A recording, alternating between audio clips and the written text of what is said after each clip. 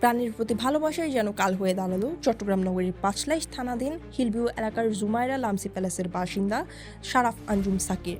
রাস্তায় অবহেলিত বিড়ালকে বাসায় আশ্রয় দেয়ায় মারধরের শিকার হয়েছেন তিনি।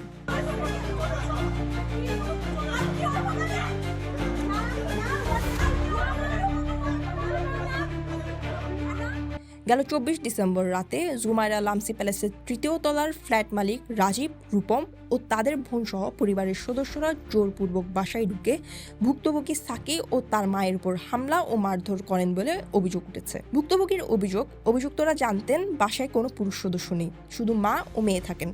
সেই সুযোগে তারা পরিকল্পিতভাবে হামলা চালান।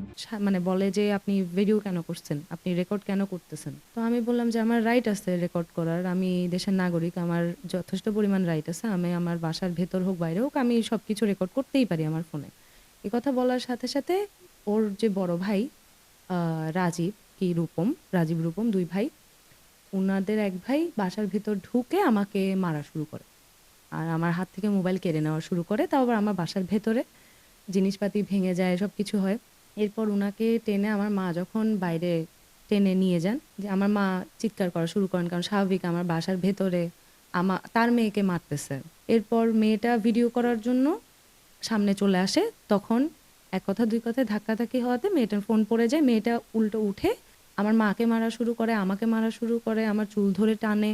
ভুক্তভোগীর সাথে কথা বলে জানা গেছে দীর্ঘদিন ধরে নিজের বাসায় বিড়াল পালন করতেন এবং আশেপাশের রাস্তার বিড়াল ও কুকুরদের খাবার দিতেন শারাফ আঞ্জুম সাকি। এই নিয়ে ভবনের তৃতীয় তলার বাসিন্দাদের সাথে প্রথমে কথা কাটাকাটি শুরু হয়। এক পর্যায়ে পরিস্থিতি উত্তপ্ত হয়ে উঠলে সাকি মোবাইল ফোনে ঘটনার ভিডিও ধারণ করতে গেলে অভিযুক্তরা ফোনটি কেড়ে নেওয়ার চেষ্টা করেন। ওদের কাছে আমার ক্রাইম হচ্ছে দুইটা, ইংলিশে কথা বলা আর কেন রেকর্ড করবো আমি মোবাইলে।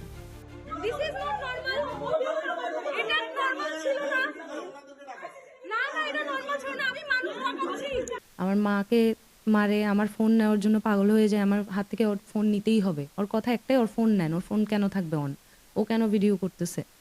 এর মধ্যে আমি হাতে ব্যথা পাই, আমার মাথায় ব্যথা পাই, হাতে ব্যথা পাই, আমার আঙুল ফ্র্যাকচার হয়ে গেছে। আমি এর পরে আমার কিছু বন্ধুদেরকে কল দিই, এই হাউজিং সোসাইটির মধ্যে যারা থাকেন স্পেশালি, তো তারা আসে, সাথে সাথে আসে এই কথা শুনে। আর ওনারা আমাকে তখন মারার পরে বলতেছিল যে ক্ষমতা থাকলে দেখান, কি ক্ষমতা আছে দেখান। ঘটনার পর সাকিব ২৫ ডিসেম্বর রাতেই নিজের ফেসবুক অ্যাকাউন্টে পুরো বিষয়টি তুলে ধরেন। সেখানে তিনি উল্লেখ করেন পুরুষ সদস্য না থাকার কারণেই তারা হামলার শিকার হয়েছেন এবং বর্তমানে তিনি ও তার মা নিরাপত্তাহীনতায় ভুগছেন। ভুক্তভোগীর অভিযোগ, ঘটনার পর পাঁচলাইশ থানায় গিয়ে সাধারণ ডায়েরি করতে চাইলে তা গ্রহণ করেনি তৎকালীন ওসি মোহাম্মদ সুলাইমান। শুধু তাই নয়, জিডি করতে গেলে পক্ষপাতমূলক আচরণ ও হয়রানির অভিযোগও রয়েছে পাঁচলাইশ থানা পুলিশের বিরুদ্ধে। তারপর সাথে সাথে ওসি সুলাইমানের কাছে গেলাম। ওসি সুলাইমান তখন সুর টুর সব চেঞ্জ। ওসি সুলাইমান বলতেছে যে না দেখো, ওর মা তো মোবাইল ফেলে দিছে, দেখছো ওনারা সংযম থাকে নাই কেন, মারছে তো কি হয়েছে, কি হবে, এমন তো না যে ওর কাপড় খুলে ফেলছে, ওর প্যান্ট খুলে ফেলছে, তো রেপ তো আর না, এটা তো নারী নির্যাতনে পড়তেছে না, হাতে ব্যথা পাইছে, ও আচ্ছা ভালো করে মেডিকেল রিপোর্ট আনো, তারপর মামলা নিব। মামলা নেওয়ার দরকারটা কি, মিটমাট করে ফেলো।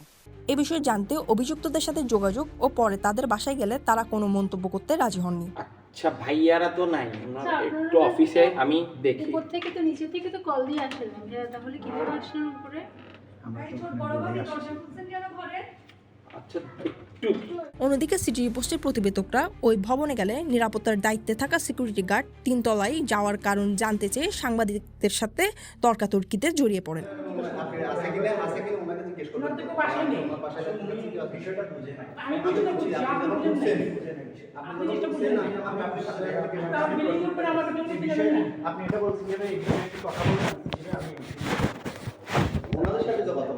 এদিকে জিডি না নেওয়ার বিষয়ে পাঁচলাইশ থানায় তৎকালীন ওসি মোহাম্মদ সুলাইমানের সাথে যোগাযোগ করা হলে তিনি সিটি পোস্টকে বলেন, মারামারির কথা না, কিন্তু উনি এটা এক্সে আনতে, উনি বলতেছেন ফ্র্যাকচার, তো ফ্র্যাকচার একটা রিপোর্ট দেওয়া ডাক্তারে কমেন্টস লেখে না।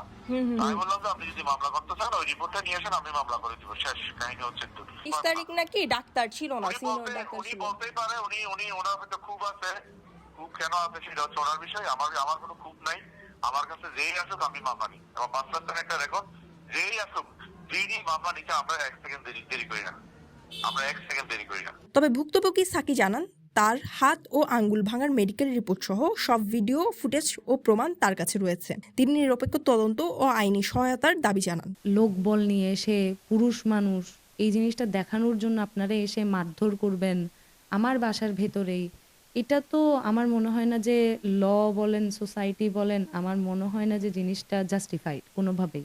এটা আমি ভুল করি উনি ভুল করুক, জিনিসটা কিন্তু যাই ঘটলো সেটা আমার বাসার ভেতরে। এটাই আমি আশা করতেছি যে আমি জাস্টিস পাবো। Mumtahina Chowdhury, CTG post, Chittagong.